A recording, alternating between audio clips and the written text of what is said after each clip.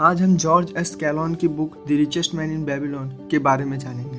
इस बुक में एक कहानी बताई गई है जो कि प्राचीन बेबीलोन की है। चलिए आइए शुरू करते हैं। प्राचीन बेबीलोन में अर्कड नाम का बहुत अमीर आदमी रहता था। वह दिल खोल कर दान कर देता था और खुले हाथों से खर्च भी करता था, पर फिर भी उसकी दौलत हर साल बढ़ती रहती थी। वही उसके बचपन के दोस्त अब भी गरीब थे। एक दिन उसके दोस्त ने कहा कि तुम हमसे इतने अमीर हो और आज भी हम वैसे ही गरीब बने हुए, तो तुम इतने अमीर कैसे बने? इस पर अर्कद ने कहा कि अगर तुम लोग को पैसे की दिक्कत आ रही है तो इसका कारण यह है कि तुम लोग दौलत इकट्ठा करने के नियम को नहीं जान पाए, और यही नियम मैंने अल्गमेशी से सीखा था, जिससे मैं अमीर बन पाया। अल्गमेशी ने मुझे बताया कि जिंदा रहने के लिए हम सबको पे करते हैं, ग्रोसरी शॉप वाले को, टेलर को, मोची को और भी बहुत से ऐसे लोगों को जो हमारी जरूरत को पूरा करते हैं, पर हम खुद को कभी पे नहीं करते, इसीलिए हम गरीब बने रहे। अल्गमेशी ने मुझे बताया था कि हमें अपनी कमाई का एक हिस्सा खुद रखना चाहिए। अगर हम ऐसा करते हैं तो हम जल्द ही दौलत की राह पर आगे पहुंच जाए, चाहे हमारी कमाई कितनी ही कम क्यों ना हो। मतलब हमारी बचत हमेशा हमारे सैलरी 10% होनी चाहिए। इससे ज्यादा भी आप बचा सकते। पहले खुद को पे करो और बची हुई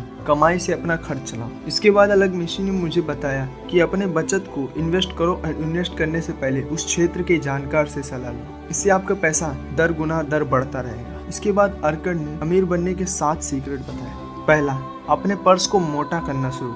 अपने पर्स में डाले गए 10 सिक्कों में से सिर्फ 9 सिक्के बाहर निकालें। जब आप अपनी सिर्फ 90% आमदनी ही खर्च करेंगे तो जल्दी ही आपका पर्स मोटा होने लगेगा। मैंने भी इसी तरह शुरुआत की थी। पहले मेरा भी पर्स खाली रहता था और मैं भी इसे कोशा करता था, क्योंकि इच्छाओं को संतुष्ट करने के लिए धन नहीं रहता था। लेकिन जब मैंने अपने पर्स में 10 सिक्के डालकर सिर्फ 9 सिक्के बाहर निकालना शुरू किया तो यह भारी होने लगा। इस उपाय पर चलने से आपका पर्स भी भारी हो जाएगा और आपको भी बचत की आदत पड़ जाएगी। अर्कड कहता है, अगर तुम किसी डलिया में हर सुबह 10 अंडे रखें और शाम में उससे 9 अंडे ही निकालते हैं तो कुछ समय बाद क्या होगा? जाहिर सी बात है, वह दलिया पूरी तरह भर जाएगा। और यही नियम आपकी बचत पर भी लागू होता है। दूसरा, खर्च को नियंत्रण करें। अर्कड ने कहा कि हमारे आवश्यक खर्च हमेशा हमारी आमदनी के हिसाब से बढ़ते रहते, जब तक इन्हें रोकने की कोशिश न की जाए। आवश्यक खर्च और अपनी इच्छाओं के बीच के फर्क को नजरअंदाज न करें। आपकी आमदनी से आपकी जितनी इच्छाएं संतुष्ट हो सकती हैं, आपकी और आपके परिवार की इच्छाएं उससे कहीं ज्यादा होती हैं। उन इच्छाओं को संतुष्ट के लिए आमदनी कम पड़ जाती है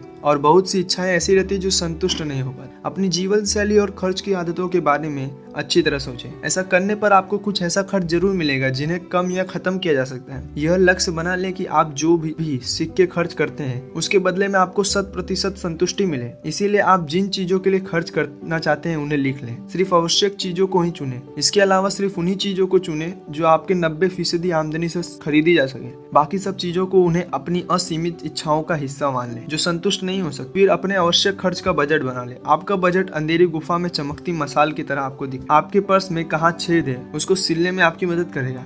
बजट आपके खर्च को इस तरह से नियंत्रण करता है ताकि आप निश्चित और संतुष्टदायक उद्देश्य के लिए ही खर्च करें। तीसरा, अपने धन को कई गुना बढ़ाएं। अर्कड ने बताया कि पर्स में रखा धन अच्छा लगता है और कंजूस आदमी को संतोष देता है, परंतु यह आमदनी को बढ़ाता नहीं है। अपनी आमदनी में से धन बचाना तो सिर्फ शुरुआत है। उस बचत में से जो आमदनी होगी उसी से हम दौलतमंद बनेंगे। दौलत पर्स में खनखना रहे सिक्कों से नहीं बनती। दौलत तो निवेश से प्राप्त आमदनी से बनती है। हर इंसान यही चाहता है कि उसके पर्स में लगातार आमदनी आते रहे, भले ही वह मेहनत करे या कहीं सैर सपाटे पर चला जाए। आइए इसे एक एग्जाम्पल से समझते हैं। एक किसान ने अपने पहले पुत्र के जन्म पर साहूकार के पास चांदी के 10 सिक्के ब्याज पर जमा कर दिए। उसने साहूकार से कहा कि उसका पुत्र 20 साल का हो जाएगा तो वह मूलधन को सूद सहित लौटा दे। साहूकार हर 4 साल में 25% ब्याज देने के लिए तैयार हो गया। किसान ने साहूकार से कहा कि वह ब्याज को भी मूलधन में जोड़ता रहे। जब वह लड़का 20 साल का हुआ, साहूकार ने बताया कि चूंकि उसकी रकम चक्रवृद्धि ब्याज से बढ़ रही थी, इसलिए उसने चांदी के जो